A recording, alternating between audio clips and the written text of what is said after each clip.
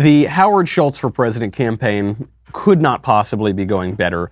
Howard Schultz was on MSNBC. He's discussing his independent bid for president. He's been a lifelong Democrat, but the Democrat Party has moved very far left. He could never win the Democrat primary today, so he's running as an independent. This is a billionaire, and already Democrats are throwing tomatoes at him. They don't want him to run. They hate him. He's a plutocrat. He's a billionaire. He's a straight white man. Here's how Howard Schultz responds.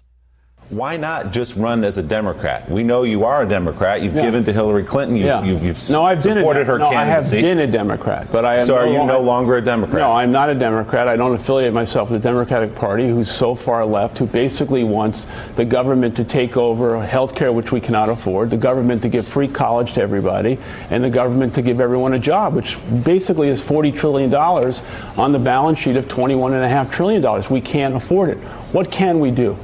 What we need is comprehensive tax reform. What we need is sensible solutions to immigration.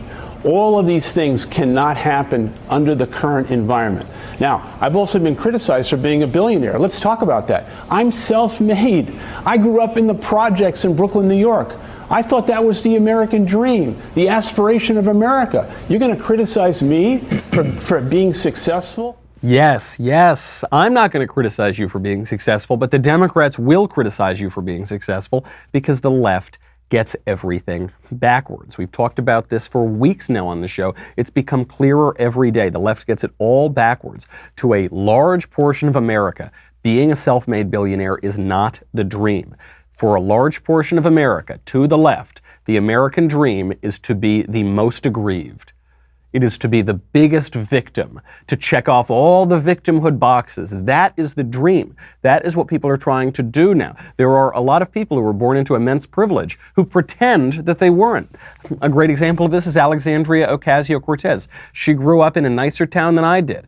She grew up right next door to where I did, a very affluent county, one of the richest in the country. She grew up there from the age 5 all the way up through college. She attended a private college. According to her voting records, she lived in ritzy northern Westchester until just 2 years ago. And what does she do? She pretends she's Jenny from the block. It's not my phrase. She tweets it out. She says, I'm still Alex from the Bronx. She's pretending that she's had a worse upbringing, a worse education, a more difficult, aggrieved experience of life than she has, because people are ashamed on the left of success and privilege. And so they even flip humility and modesty. True humility does away with false modesty. But what these people are is really prideful. They're really prideful, and they don't want to admit the privileges that they've had. They don't want to be thankful for it. They don't want to aspire to even greater privileges. They want to flip it. They want to say, no, I didn't have any leg up in life. No, I didn't. No, I had it really hard. My mother washed more floors for less money than your mother did. That's what they all say. They've flipped success and victimhood today carries a cachet.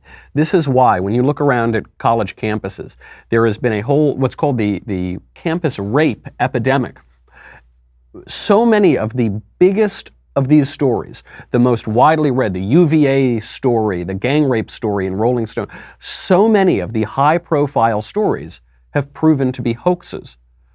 The Duke lacrosse one, obviously, Mattress Girl at Columbia. On and on. We did a show about a month or two ago where we went through about a dozen of these. Why is it that all these huge stories turn out to be hoaxes? Because victimhood carries a cachet. It carries a social currency. People want it. They think it makes them more virtuous. And this is our new vision of the world from the left. This isn't how the right views things, and this is creating a real division. It's why Howard Schultz's candidacy will probably hand the election to Donald Trump, so thank you, Howard. But also, it would be quite instructive to America, because I do think there are people who are traditionally on the left, or traditionally Democrats, who say, gosh, they're really getting everything backwards here. Gosh, I don't want to live in a world where victimhood is something to aspire to. Maybe, and so his candidacy, I think, will show that fissure in the Democrat Party. The trouble for him is that the people who think that, I think, are just going to vote for Trump. I don't think that they're going to vote for Howard Schultz.